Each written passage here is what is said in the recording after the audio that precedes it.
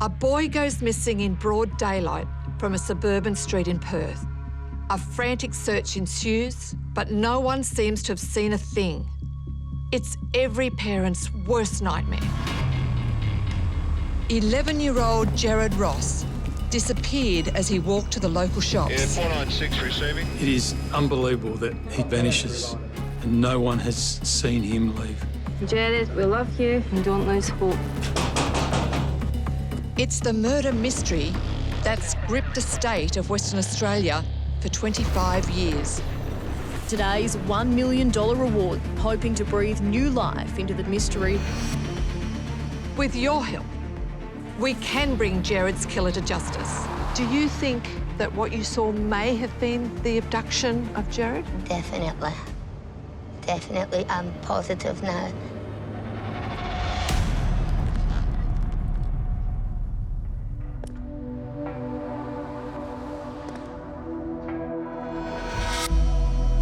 I'm Deborah Wallace. I served with the New South Wales Police for 37 years. And now, I want to help police with some of Australia's toughest unsolved cases. The body was found just before midday. He was just literally placed with no concealment. These are the $1 million murders. All cases can be solved, they're never cold, and you never give up.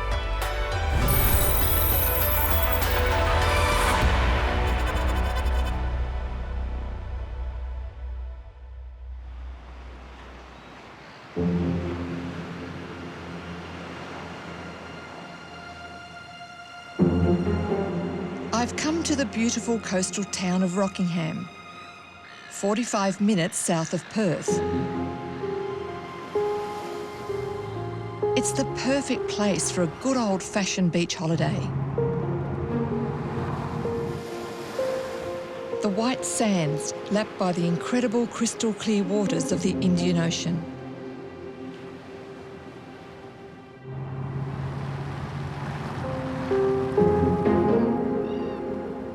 In October 1997, that's the kind of holiday the Ross family were after when they booked this unit in Kent Street.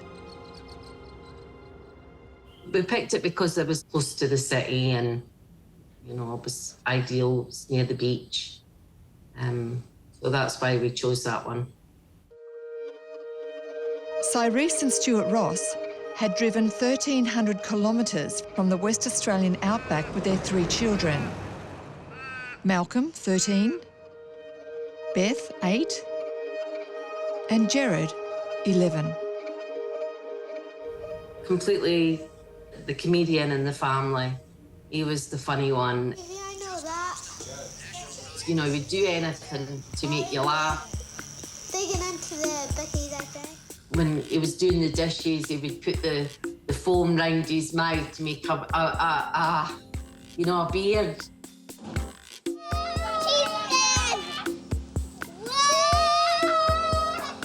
He was creative and he was musical. Hands to yourself, one the families.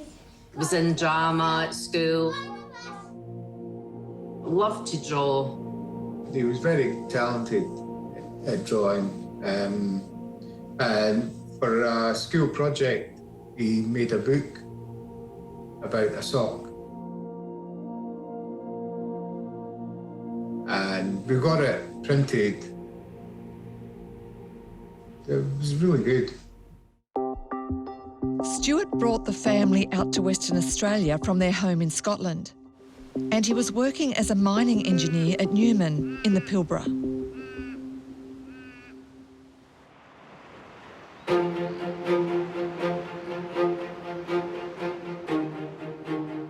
After their epic drive to Rockingham, Mum, Dad and the 3 kids wanted to explore the neighbourhood, so they walked down Kent Street to the local shops, where Gerard discovered a comic book store. Gerard, he was right into comics, he got a couple of Mad. And then I think we headed out to the airport to get my mum and sister. Gran and Aunt Rosina had flown all the way from Scotland for a family reunion. But what had begun as a wonderful holiday for the Ross clan soon turned to tragedy.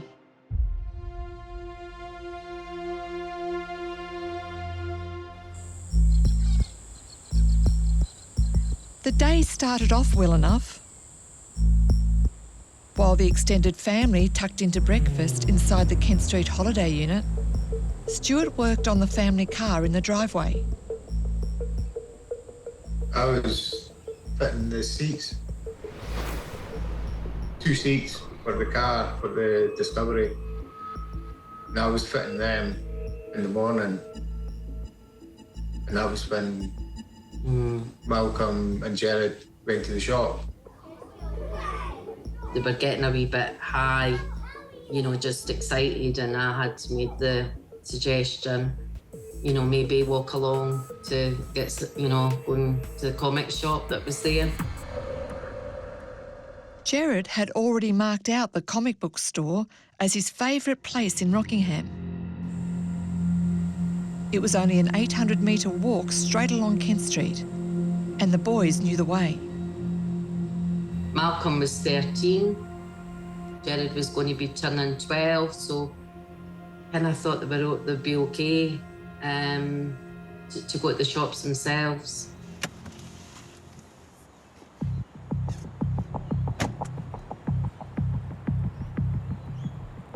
So my dad was working on the car just right in front of the door. I'm on the phone to Gerard's brother Malcolm. He remembers putting on a pair of rollerblades for the trip to the shops. That was at about 9:30 a.m. So I thought, yes, I'll rollerblade down. Gerard was going to walk. So I was sat on the front step of the holiday home, just putting my rollerblade, and then he just started walking. Gerard was the first one to exit the driveway. He turned left into Kent Street, closely followed by Malcolm. Obviously, I was on the rollerblades, and then maybe about within 2 to 3 houses of leaving the property, I had passed Gerard and had said, "Oh, I'll see you down there." See you at the shops. Did you see anyone else on the street when you went past Gerard? No, I mean, from memory, I don't remember seeing anyone in the street. Malcolm had no concerns about letting his younger brother walk alone. They'd talked about the route.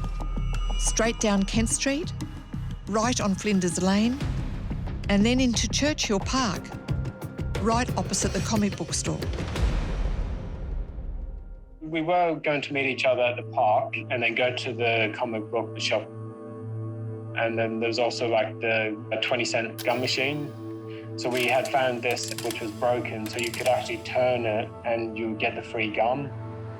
And so we were quite keen to get there as quickly as possible. So what happened when you got to the park? I took the rollerblades off. I had my shoes in the backpack and I waited down there for him for a while, just mucking around on the jungle gym. And he didn't show up after quite a while. So I thought maybe he's just gone directly to the shops itself, which was just across the road from the park. Had a look in all the shops, couldn't see him. I had then gone back down to the park just to see maybe if we had missed each other in passing. But he wasn't there.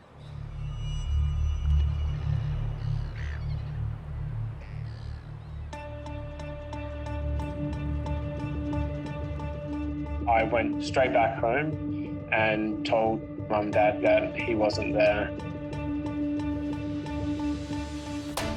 As a mum, I was just getting really worked up. Pretty quickly was very anxious. When I went to the police, I was really, really, really worried.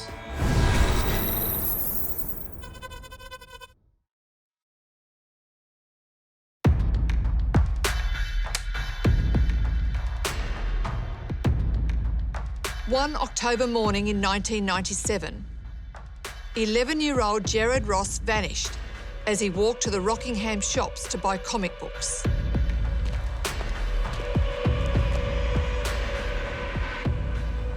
And I believe you were there the day that Gerard disappeared.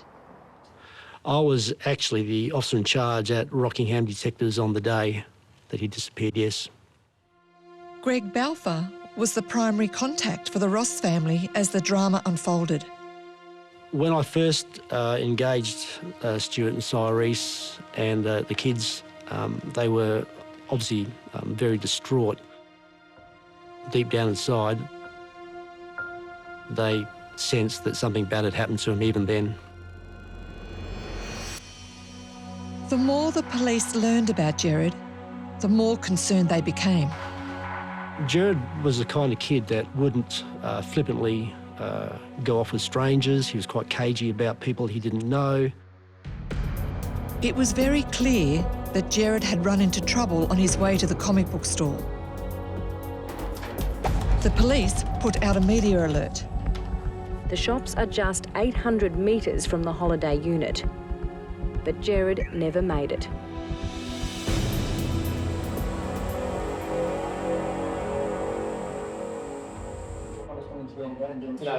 I'm going to have to rely on a bit of local knowledge here. The search for Gerard, codenamed Operation Shoalwater, kicked into overdrive. Yeah, 496 receiving. No, we'll see how we go.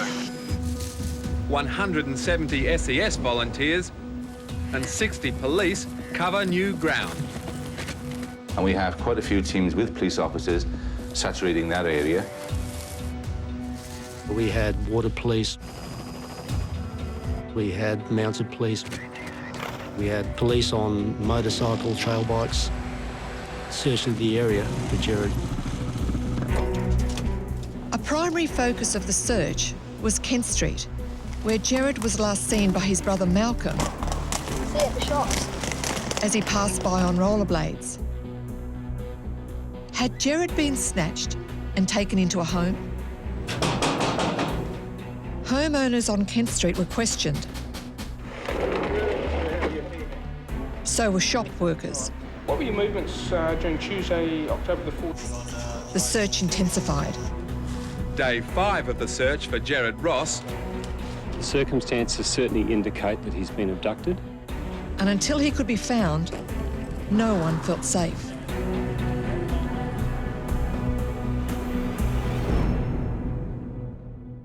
We've had one child go missing. What's to say that another one might not sometime in the future?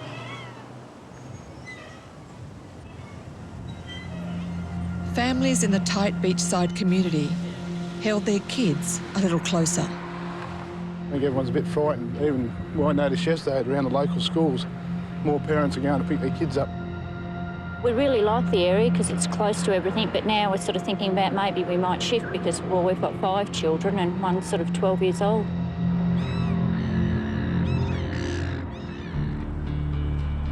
In the middle of it all, Gerard's family were putting on a brave face, trying to stay optimistic while dealing with a media storm. Gerard, if you can see this, just know that we love you and don't lose hope. The not knowing where he was really, really, really nightmarish. Your mind can't help but go to a very dark place because you're thinking about what's happening to them. It was the worst, worst pain. The not knowing is just unbearable.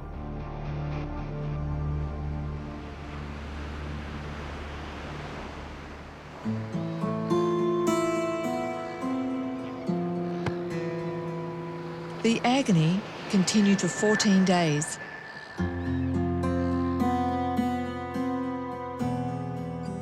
Only to be replaced by a different kind of pain. So I'm going to take you now to the 28th of October. Yes. Can you talk me through the events of that day? So on the morning of the 28th of October, I arrived at my office, received a phone call from a detective colleague indicating that a member of the public had located a deceased person in bushland south of Rockingham, and early indications were that it was Gerard. I drove to 105 Kent Street, and one of the relatives that were with the Ross family told me that Stuart and Cyrese had gone down to the beach front just to clear their minds. So I drove down to the beachfront, and I could see Stuart and Cyrese walking off in the distance. At that point, I started jogging down the beach in their direction. As I reached them both, a detective colleague contacted me and confirmed that the deceased person that had been found was in fact Gerard. So I gave them the news on that beach.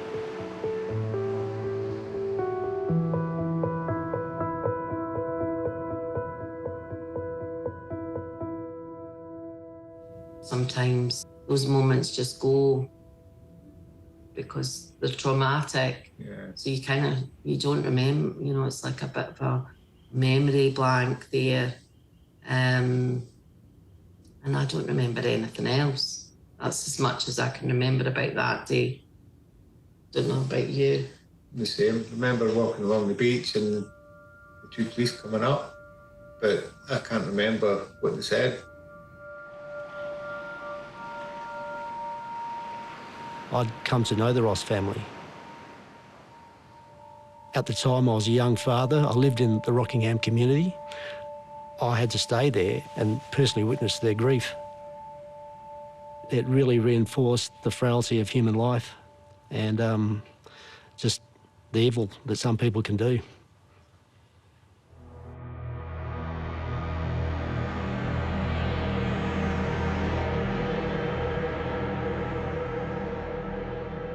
This is Carnup Pine Forest, a large urban plantation some 20 kilometres north of Rockingham. It was here that Gerard's body was found by a horse trainer. This area is used for horse training. I'm here with Detective Inspector Darryl Cox, who's running the reinvestigation into Gerard Ross's murder. So a horse trainer was coming past here, and as the horse has come past here, it's reared up and stopped here. He's got off the horse and walked over here, and he's got the horrifying thing of finding Gerard here.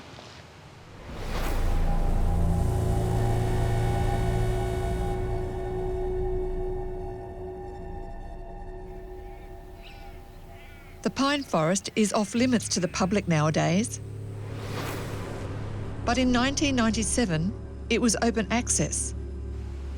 And Gerard's killer took full advantage of that. But it's a fair way into the track, so he's come probably a kilometre and a half that he's come in. It's a sandy track. It's very difficult to get into, so it's not somewhere where anyone would just come in here. They came off the dirt road and tyre tracks were sort of sitting in here. And then Gerard was placed here? He wasn't concealed in any way? No, that's correct. He was just literally taken from the vehicle here and then placed just over here with no concealment. There was no bushes placed over him or anything like that.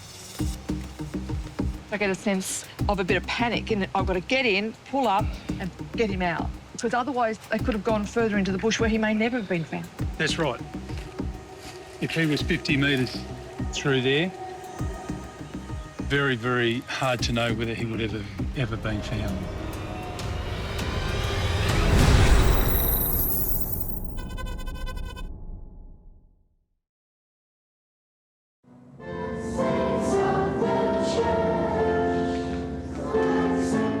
The Year 7 students at St Francis Xavier Primary School singing and praying for a friend whose death they can't comprehend.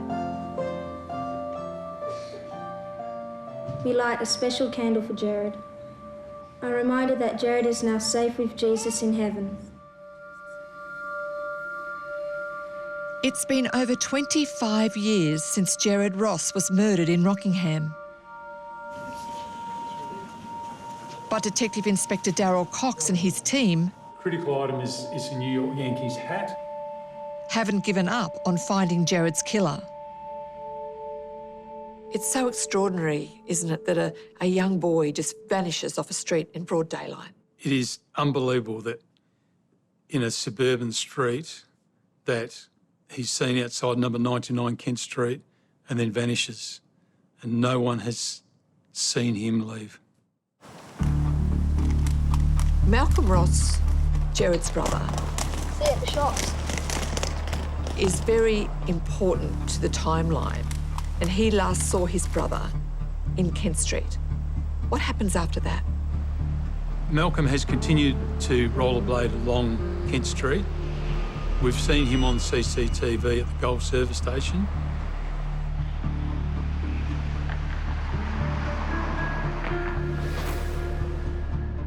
Malcolm is captured on CCTV footage, but Gerard's not seen. So what does that tell you? That tells us that in a very short time frame, after Malcolm has left Gerard, Gerard has been taken.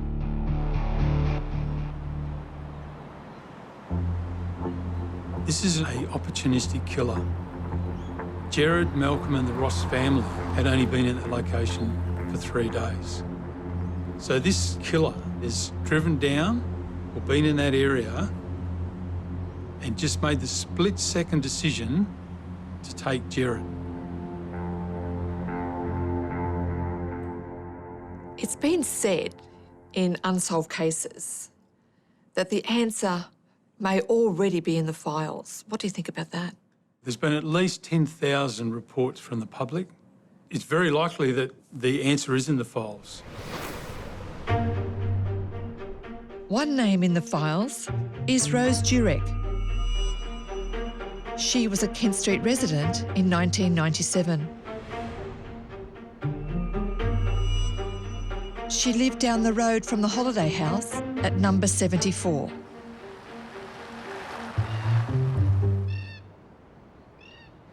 Rose, I'm going to take you back to the 14th of October, 1997. Yes. What were you doing that morning? I was getting ready to go and visit my daughter, and I lived in the unit up here, just up the road of it, number 74. Rose remembers leaving in her car at around 9:30 a.m. The very same time that Malcolm and Gerard were heading out to go to the shops.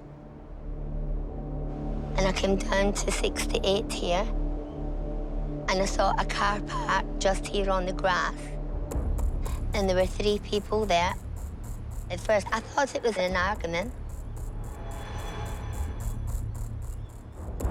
Rose saw 2 men, one either side of a boy who looked about Gerard's age. It appeared to Rose the 2 men were arguing with the boy and holding him.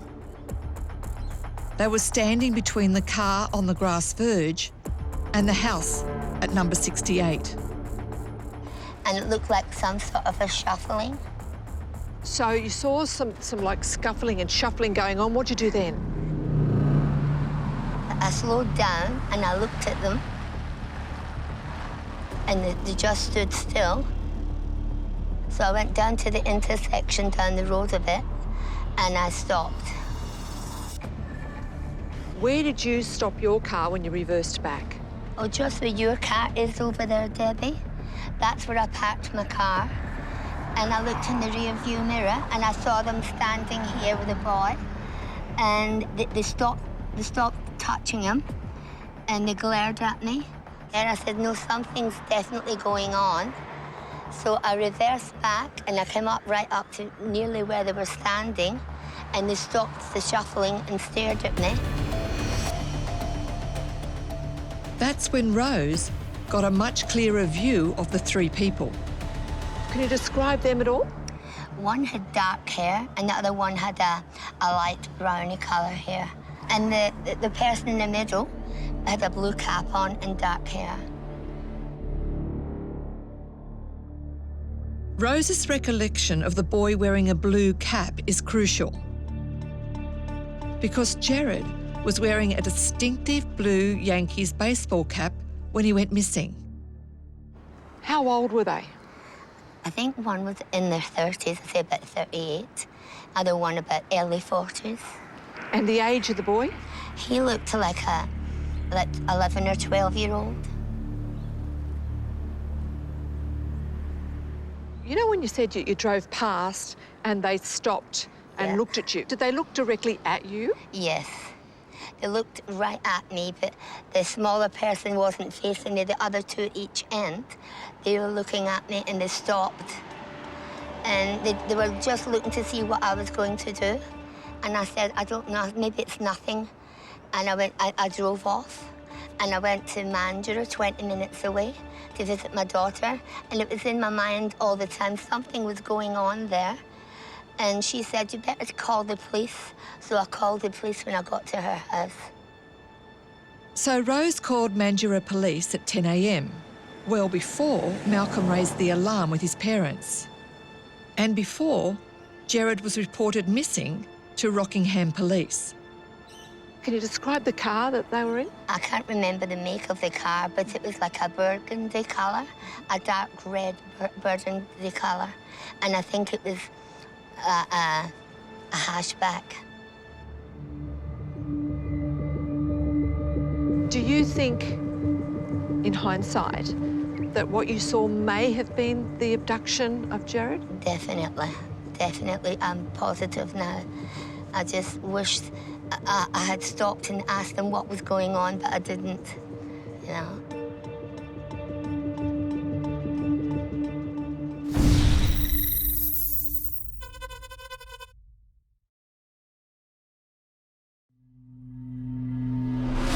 Kent Street resident Rose Jurek witnessed an incident involving two men and a boy around the time Gerard Ross disappeared.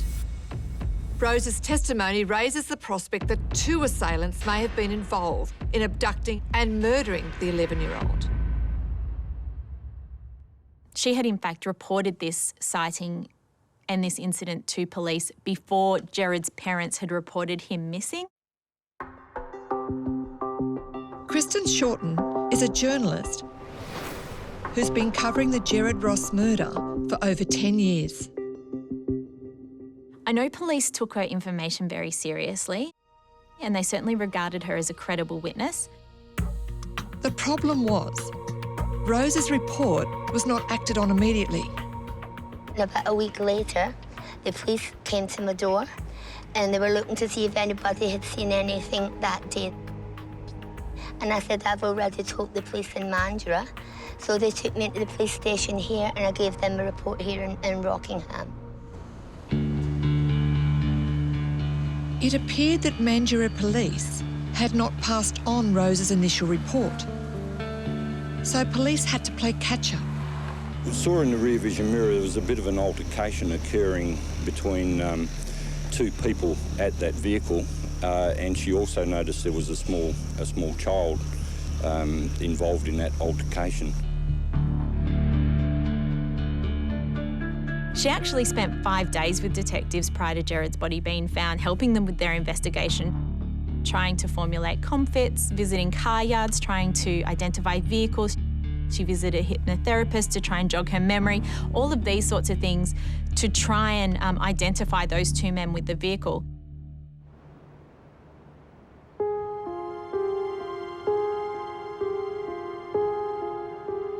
Sadly, police have never been able to locate the burgundy-coloured vehicle that Rose Jurek described seeing on Kent Street. Nor have they found the two men she saw arguing with the small boy. Now, Miss Jurek is a credible witness, but unfortunately we haven't been able to corroborate her report. Rose described a blue cap, like the one Gerard was wearing when he was last seen.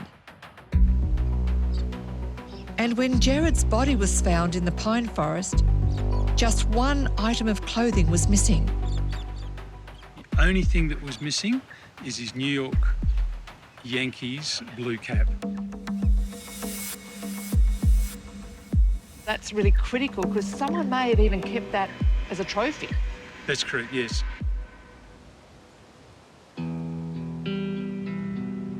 The police forensics team made another notable discovery. Gerard had a significant number of dog hairs on his body. Did the family have a dog at all? The family did not have a dog, and there was no dog at the holiday unit where they were staying. And police have confirmed that they don't believe the dog hair came from the holiday unit. The suspicion would be that either Gerard's abductor had a dog with him, or there was dog hair on something that Gerard came into contact with, whether that be inside a vehicle or a home, perhaps, you know, when he was being transported to the pine forest. Is there a possibility that Gerard could have been lured by someone who had a dog? Well, there's two ways that we think Gerard was abducted. The first is by a blitz attack, where very, very quickly Gerard is violently taken and either put into a vehicle or a nearby house.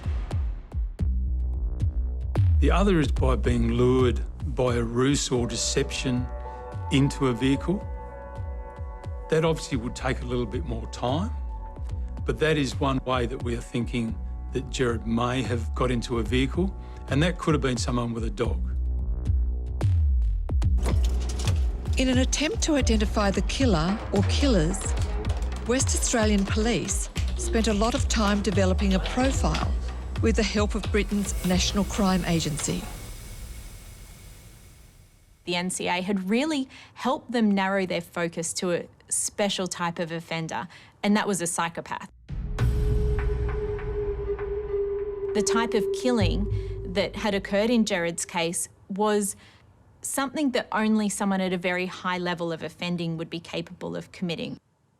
So while Gerard's abduction was opportunistic, his murder was very deliberate. Psychopathic offenders typically work alone, which doesn't fit with Rose Durek's description of two men working together to abduct Gerard. So the one thing with a profile is we never eliminate people if they don't fit the profile. So what we urge members of the public, even if they know someone that they want to nominate that doesn't fit the profile, we still want them to call.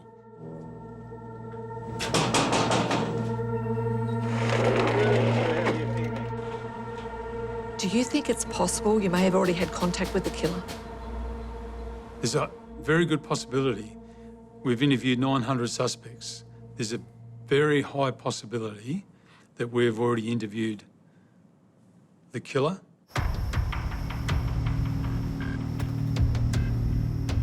Abducted just 100 metres from his holiday home, his body found 2 weeks later in a pine forest off a dirt track.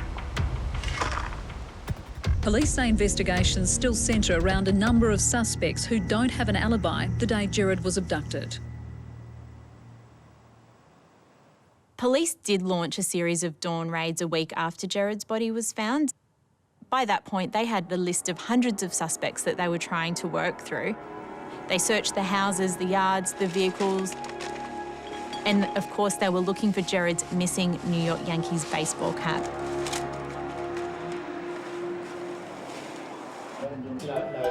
They never found the baseball cap, but they did establish a key person of interest. He had driven down Kent Street at the very time Gerard vanished. He was driving a white Suzuki three-door hatch, which belonged to his parents. He sold the car soon after Gerard went missing, and police seized it. And I believe you still have the car. That's correct. That individual has been interviewed. The suspect, who has never been publicly identified, died in 2012. There is no evidence to link him to the disappearance of Gerard Ross. And I think there was another person of interest who was visiting in the area only 500 metres from where the Rosses were staying. Is that right? That's correct. That person's been interviewed and there's no credible evidence to link them to the disappearance of Gerard Ross. In 2019, Kristen Shorten produced a documentary series on the Gerard Ross murder. It brought fresh information and leads for the case. There was a flurry of calls to Crime Stoppers after the documentary was released. I also had a lot of people reaching out to me with information.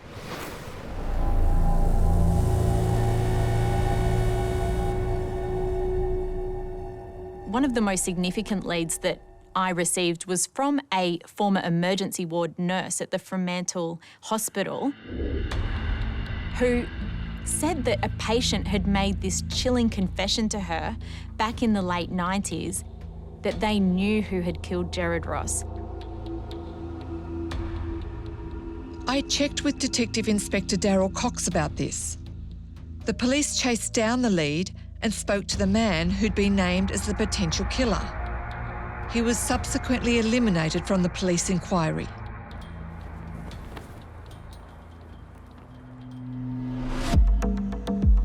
West Australian Police have been very proactive in using the media to assist in Gerard's case.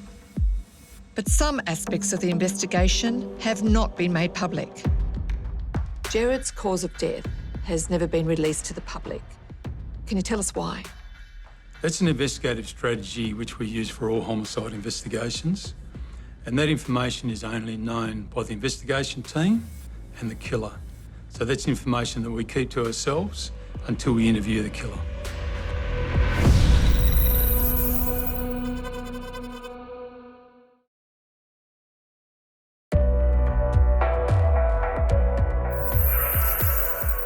The 1997 murder of Gerard Ross remains a mystery. So I'm bringing in a former colleague of mine, retired New South Wales detective Wayne Hayes, to get his thoughts on the case. This family has been through hell. You know, they go for a holiday, their 11-year-old boy goes out to buy a comic book and never comes home. And he's found dumped in the bush 2 weeks later. And they don't know what happened. They don't know who did it. They just don't know. I want to ask Hazy about the suspect who admitted driving along Kent Street in his parents' white Suzuki hatchback at the very time Gerard disappeared. He lived proximate, lived alone, had access to a small car, which becomes relevant because at the crime scene, when the body is found, there's tyre tracks there which are very consistent with a narrow wheel tyre, which indicates probably a small car. Couldn't really explain his whereabouts at the time, had unusual sorts of habits, just an unusual person, just a person that you might think may have involvement in it.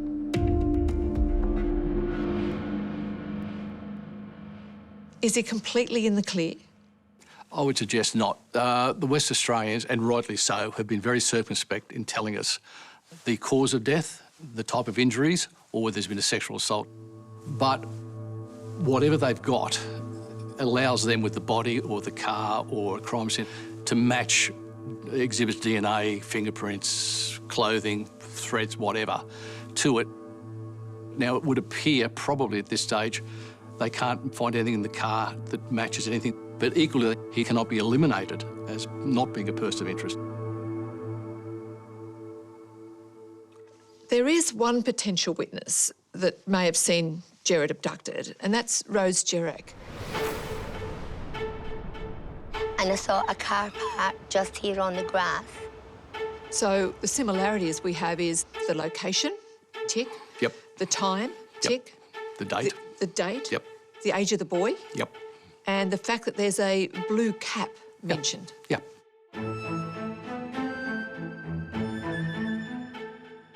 Rose says that one of her first impressions that she had was that she thought she might have been seeing even a family argument, like a father saying, "Come on, we're leaving, get in the car."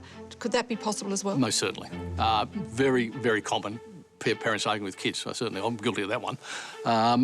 But you would have to think, if it was a family argument, the massive publicity that this generated in West Australia, somebody would say, "Hey, that's me."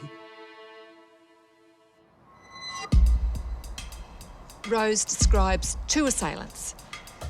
Does that change the way the investigators may approach the case? When there were multiple offenders, you had a better chance of somebody blabbing, and a lot of offenders cannot help themselves, they blab.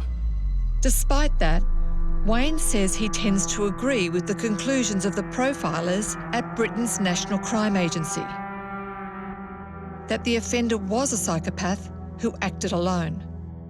Described as deficient emotional responses, lack of empathy and poor behavioural controls.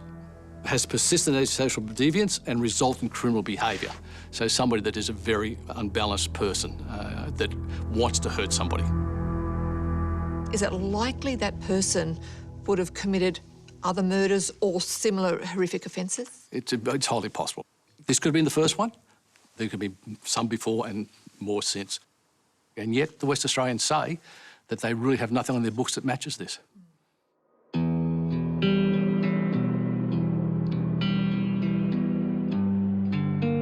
Have you any thoughts of where the killer could be now? I like it being a local.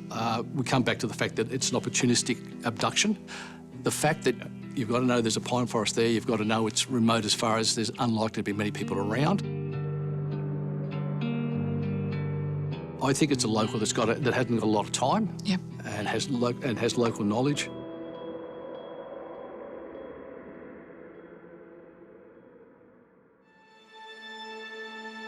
That's a picture of the holiday home.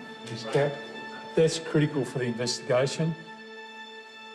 What can the Western Australian Police do now to solve this case? Passion helps enormously. You don't let it go, you just keep going. The big thing is the New York baseball cap. Will no doubt have his DNA from hair samples or sweat. So there's a real possibility that if they get that baseball cap, they can get a match, and then the person who's got the baseball cap's got to explain, where'd your cap come from?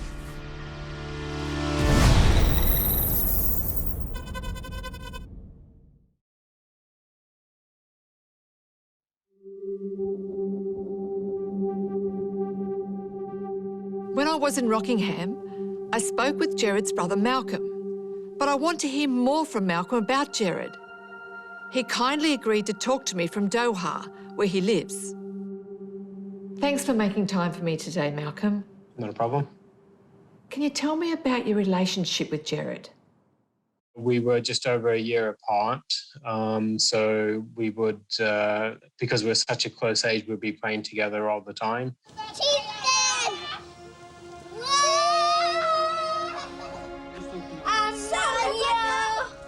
We were really close growing up, and we're able to just be there for each other.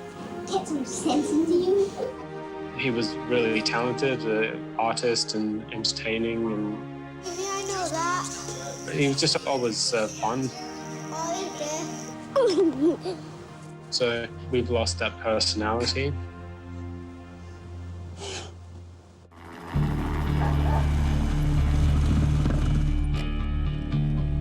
Extremely baffling. I think the whole circumstances are that within a few hundred metres, the boy just simply disappears off the face of the earth. When the police were involved and the media were involved, it was quite a surreal feeling. Very quickly, I kind of shut myself off. I think I became very numb to the whole situation. I think I became very guarded.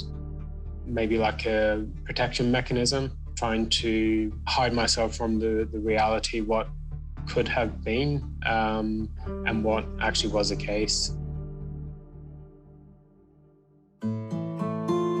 At the time of Gerard's murder, Cyrese was pregnant, something she publicly revealed in December 1997. Well, it's actually twins I'm expecting, so... yeah, and it's just after Christmas, so.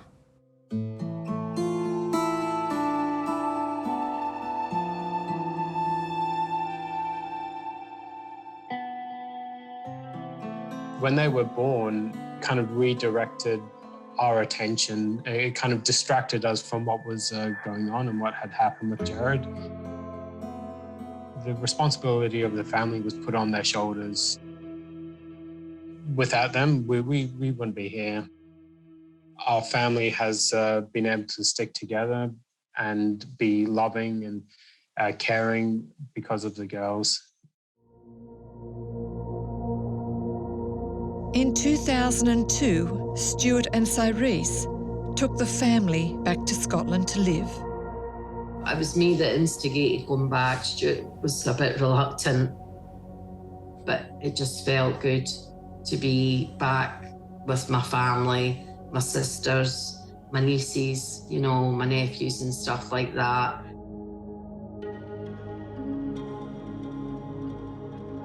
But even far away in Scotland, the West Australian Police have maintained regular contact with the Ross family. Yeah, they've been good. The emails, telephone calls, and they've visited us. Twice and kept us up to date. And I think what has always stuck with me is that they care about Gerard. He's in their thoughts. And that means a great deal to me. $1 million is a life-changing amount of money. It enables someone to set up a new life somewhere. As you travel this way down Kent Street. On the 14th of October 2020, exactly 23 years after Gerard's murder, the West Australian government announced a $1 million reward for information leading them to a conviction in Gerard's case. You may be an associate, you may be a family friend. We want you to come forward. West Australian Police are taking every step possible to solve this case. It's not only cash and police protection on offer to the person who speaks out, potential immunity from prosecution also an option. We will talk to the DPP about any immunity that may be on offer.